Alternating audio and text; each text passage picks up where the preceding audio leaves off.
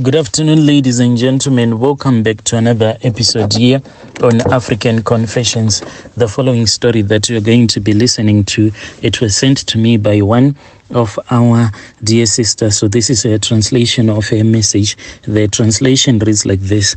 Hello, brother. It was in the year 2020 during the lockdown, but it was when the lockdowns were a little bit relaxed, when we were able to go around, like when you could bribe the police to get past the several roadblocks. So during that time, that was when I met this other truck driver. So I was coming from our village, which is in Buera. So at that time, for you to get a car, it was very difficult. So I then traveled from Buera and I then came to a town which is called Chivu.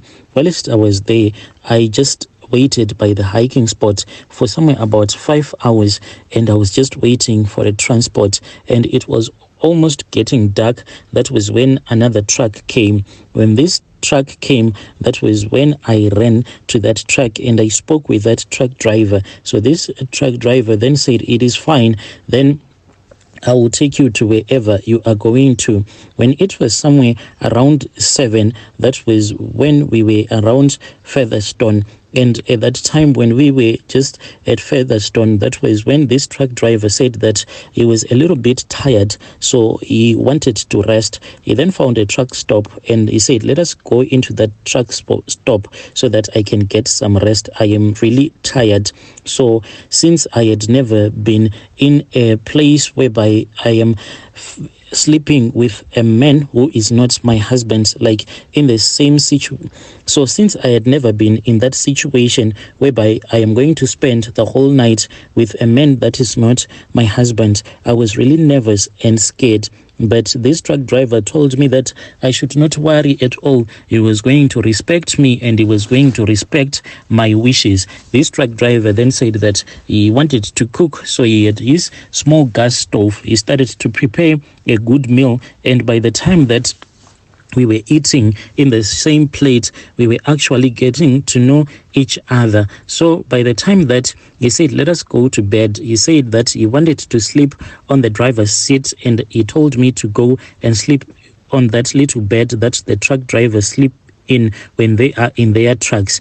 Later on, he then asked me if it was possible, like if he could give me some money so that I can just give him one round. So since I knew that my husband was someone that was very irresponsible when it came to taking care of his family, there was even a time whenever my husband, when I will be traveling from our village going to Harare, he would give me some live chickens and he will say, "Oh, my wife, I do not have any money. So as you are going to the city, I want you to take these chickens so that along the way you can give the taxi drivers these chickens and you tell them that you do not have any money." That is what my husband wanted me to do. Even though I would refuse, he would say that I do not have any money at all. So knowing the situation that I had left home and the situation that I would find waiting for me, I then said, "Let me just give this man one round." Then he gives me his money, so at least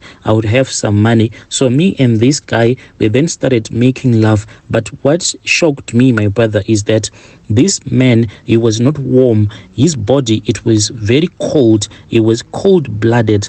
And even though I took another blanket, thinking that maybe since he had been cooking outside, this was the reason as to why his body was so cold like this. But his body, it was like ice, as if he was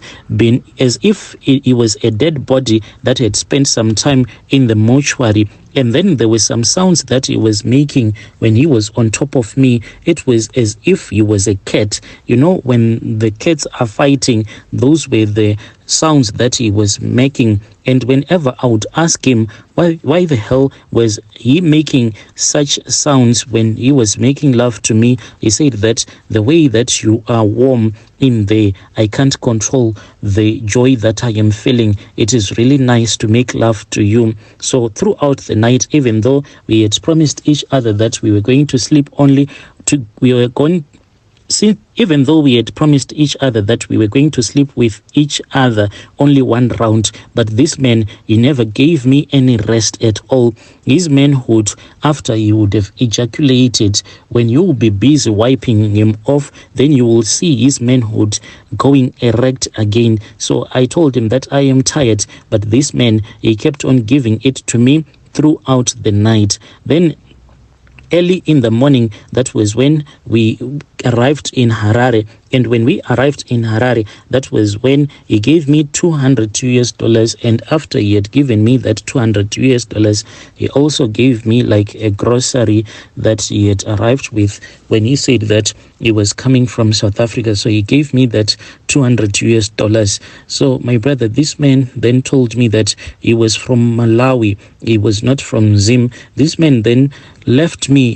There is this other roundabout when you are in Harare, that is called Mbudzi roundabout. That is where he dropped me off. So since this was like a one night stand, I never thought that it was that important for me to take his numbers. So I then went my way with the money that he had given me, and he went his way with his truck. When I had arrived home, that was when I started to have these stomach cramps, and in my stomach I felt that there was a baby that was kicking. Us ladies, when your baby is growing in your tummy, you can actually feel that the baby is moving and just playing around. That is what I started to feel in my stomach. So I got so scared, and I said, you mean that I am pregnant? But at the same time, how can this baby be moving so quick? So I spoke with my friend about this issue, and we could not understand what was going on. That was when I went to the doctors. When I went to the doctors, my brother, that was when my stomach kept on growing, and it has been growing ever since that time.